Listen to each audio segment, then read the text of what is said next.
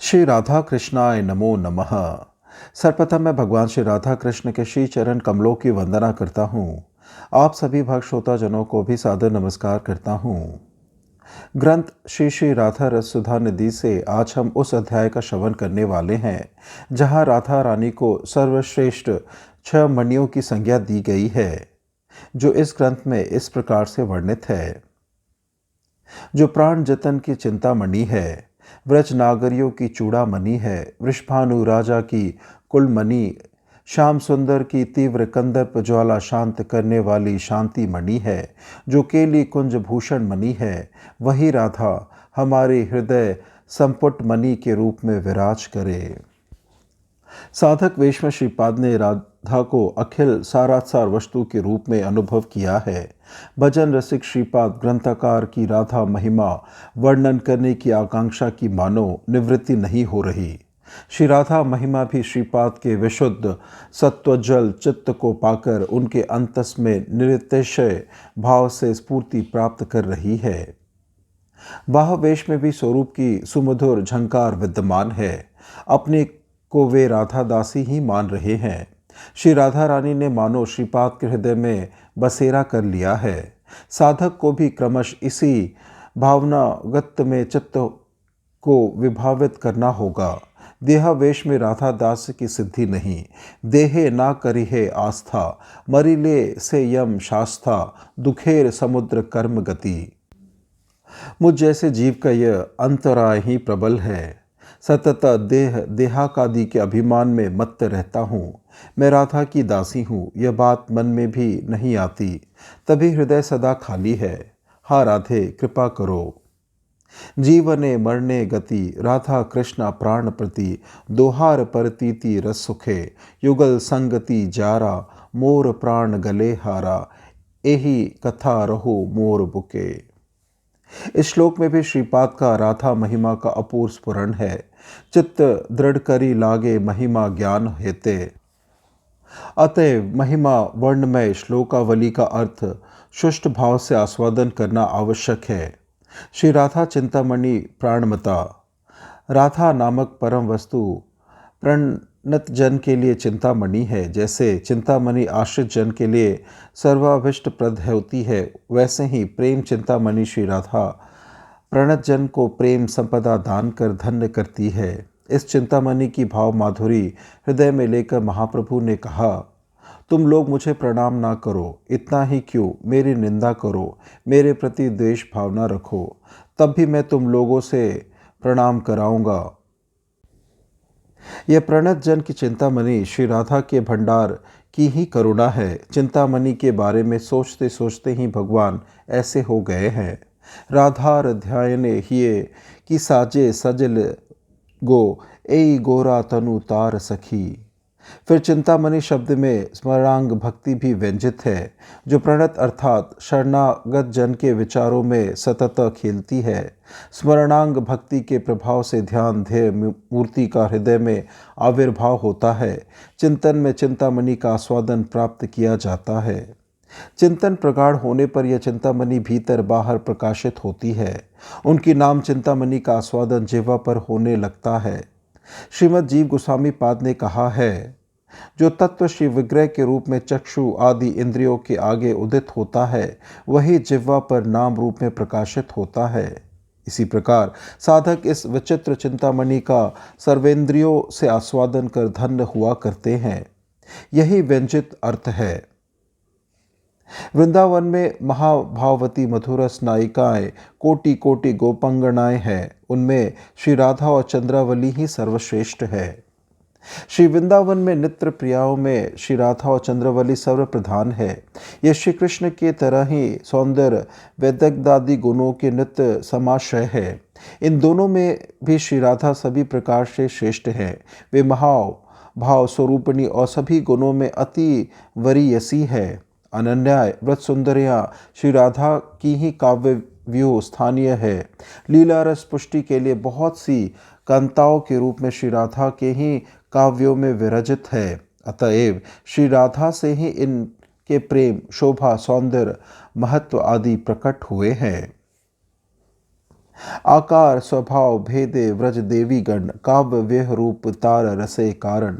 बहु कांता बिना नहे रसेर उल्लास, लीलार सहाय लागी बहुत प्रकाश। चंद्र की ज्योत्सना और अग्नि की दाहिका शक्ति की तरह वे तत्वत श्री कृष्ण से अभिन्न होकर भी लीला क्षेत्र में कांता शिरोमणि के रूप में विराजित है। श्री कृष्ण ने श्री राधा को सर्व गोपी शिरोमणि होने के नाते ही वृंदावन का आधिपत्य प्रदान किया है। श्रीमती के आविर्भाव से ही वृषभानु कुल का अतुलनीय गौरव बढ़ा है। श्रीमद् भागवत वक्ता श्रीपाद शुक मुनि ने जब पुरुवंश का वर्णन आरंभ किया तो महाराज परीक्षित उत्कंठित भाव से श्रवण करने लगे। उनके मन की भावना यही थी कि हम लोगों के पुरुवंश में निश्चय ही भगवान का कोई अवतार हुआ है। जब सुना कि उनके वंश में कोई अवतार नहीं तो महाराज मन ही मन खेद करने लगे। हाय, ऐसे वंश में जन्म लिया जिसमें भगवान अवतर्ण नहीं हुए। श्रीपाद शुक मुनि ने महाराज के मन की बात जानकर उन्हें आश्वासन देते हुए कहा, हे राजन, ये सही है कि आप लोगों के वंश में भगवान अवतर्ण नहीं हुए, पर प्रेम अवतर्ण हुआ है। जिस वंश में भगवान अवतर्ण होते हैं, मैं उस वंश को उतना धन्यवाद नहीं दे पाता जितना कि उस वंश का जिसमें प्रेम अवतर्ण होते हैं। इस दृष्टि से नंद महाराज के कुल की अपेक्षा वृषभानु कुल कहीं अधिक उज्ज्वल है, जिसमें साक्षात महाभाव का अवतार हुआ है। महाराज नंद का कुल और नाम भी यथार्थ सार्थक है, कारण नंदयति जगदिति, जो विश्व को आनंद देते हैं, उनका नाम है नंद। जिन्होंने अपने प्रेम जाल में सर्वेश्वर गगन के कृष्ण विहंगम को बद्ध कर जग जीवों के नयन गोचर करा, सभी को परमानंद दिया है, वे ही नंद है। अतएव नंद नाम अनवर्त है। पर प्रेमहीन जीवन में उन सच्चिदानंद घन श्री कृष्ण का आस्वादन नहीं किया जा सकता।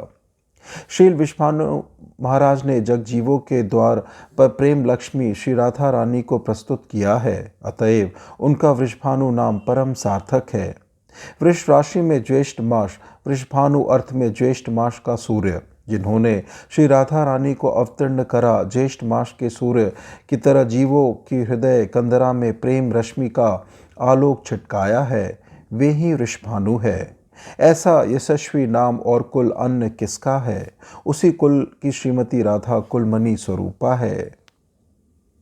श्याम सुंदर के तीव्र कंदर्प ज्वाला रूपी विषता को तुरंत शमन करने वाली शांतमणि है श्री राधिका।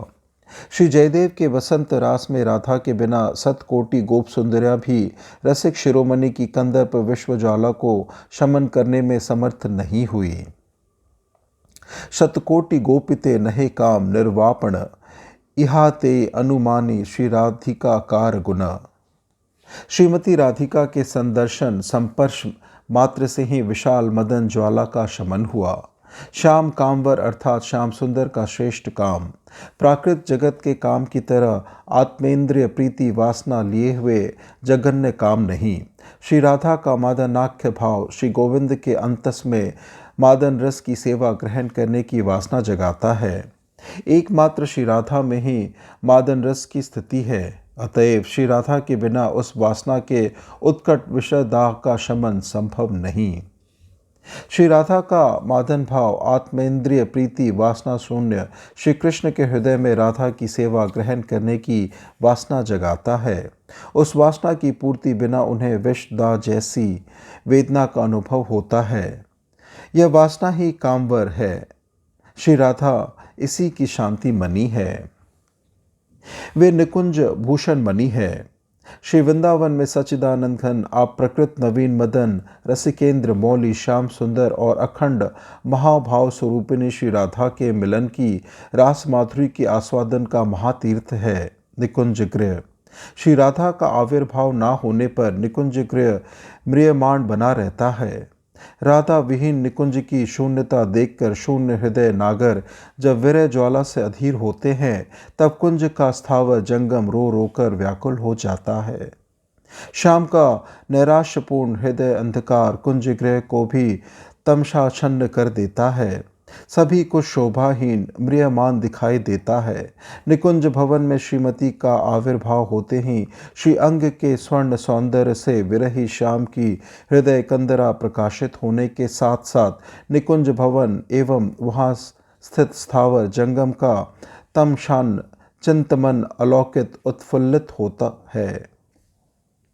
निकुंजवन शत शत शोभाओं के आकार के रूप में विराजता है। लीला के भीतर इस रहस्य का अनुभव प्राप्त करके ही कहते हैं श्री राधा निकुंज भूषण बनी है।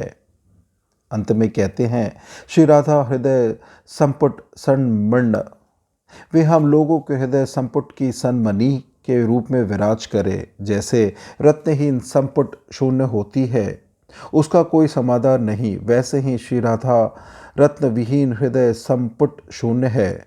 महजनों के निकट उसका कोई आदर नहीं।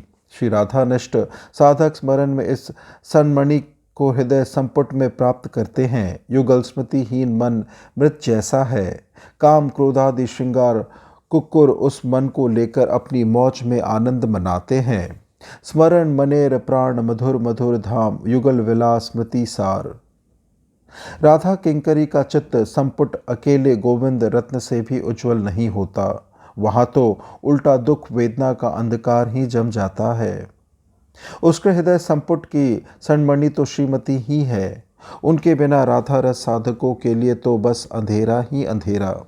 तभी श्रीपाद श्रीमती के चरणों में प्रार्थना कर रहे हैं, उज्ज्वल मणि के रूप में जो इतनी जगह अलौकित कर रही है, वे हम लोगों के हृदय संपुट की मणि के रूप में हृदय संपुट समालोकित कर सदा विराजती रहे। इस प्रकार से ग्रंथ श्री श्री राधा रस सुधा निधि से आज के अध्याय की संपन्नता होती है, जहाँ पे हमने राधा रानी को 6 मणियों के रूप में देखा। कथा श्रवण करने के लिए और अपना बहुमूल्य समय देने के लिए आपको धन्यवाद।